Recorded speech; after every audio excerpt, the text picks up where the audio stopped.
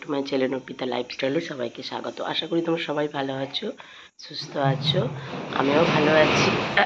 আর সকালবেলা রোজকার কাজ দিয়ে শুরু।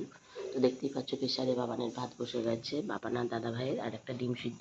যেহেতু আজকে বৃহস্পতিবার, তো কেউ তো ডিম সিদ্ধ খাবে না, তো নিরামিষ খাবে, তো বাবানের জন্য একটা ডিম সিদ্ধ দিয়েছি।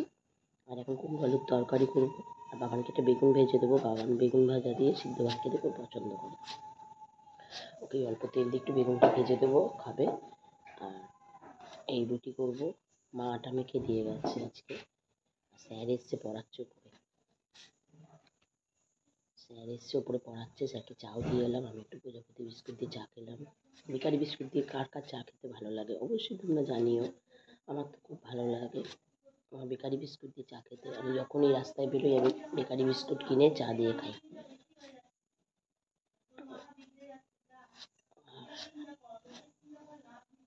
এই যে এখন এবার তরকারি করব,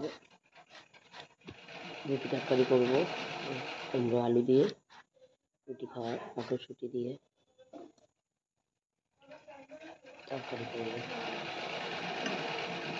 আর রাতে আজকে যেহেতু নিরামিষ, তাই মাকে বললাম রাতের বেলার জন্য একটু ছোটো আলু নিয়ে আসতে, একটু আলুর দাম আর দেখি মটরশুঁটি পরোটা করবো। কি করব মা, একঘেয়ে ভাল লাগে না খেতে, এক রান্না বিরক্ত লাগে খেতে। আমি একদম পছন্দ করি না ওই ঝোল ঝাল। বললাম না, কালকে বাস আচার দিয়ে ভাত খেতে এত ভালো লেগেছে যে কি বলবো। তো চলো আমি কেটে নিই, তারপর আবার আসছি। দেখতে পাচ্ছ আমি চলে এসেছি এখন ঘরে, রান্নাঘরে। তো ভাত এখন হচ্ছে, ডিম সিদ্ধটা নামিয়ে রেখেছি এই যে। আর বাবার কালকে বললাম বেগুন ভাজা একটু কাটবো কেটে রেখেছি, আর এই যে তরকারি বসাবো, কড়াইতে বেগুন ভাজা দিয়ে তরকারি করবো। তো চলে এসেছি। তো দেখো ডালটা যে নিয়েছি, ডালের মধ্যে ডালটাতে দিয়ে দিচ্ছি। তো চলো তোমরা দেখতে থাকো, সাথে থাকো, আমি আমার কাজগুলো করি।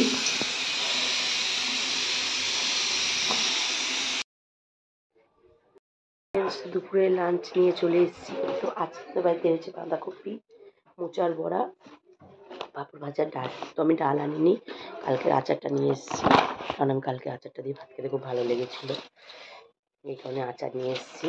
আর এই যে পাঁপড় ভাজা, আর এই যে পাঁপড় ভাজা। এবার এই আচারটা দিয়ে, এই যে আচার, গ্যাস হয় খুব, সর্ষে বাটা আছে যেহেতু, কিন্তু ওই যে বলে লোভে পাপ পাপে মৃত্যু, জানি কষ্ট হবে, কিন্তু এগুলো খেতে ভালোই লাগে মাঝে মাঝে। ঝোল ঝাল খেতে সবসময় ভালো লাগে না।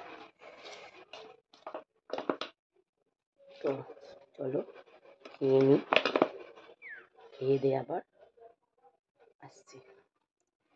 তো কার কার বাড়িতে বৃহস্পতিবার নিরামিষ খাও? আমাদের বাড়িতে যেহেতু শিব ঠাকুরের দীক্ষিত, সেহেতু ওরা বৃহস্পতিবার নিরামিষ খায়।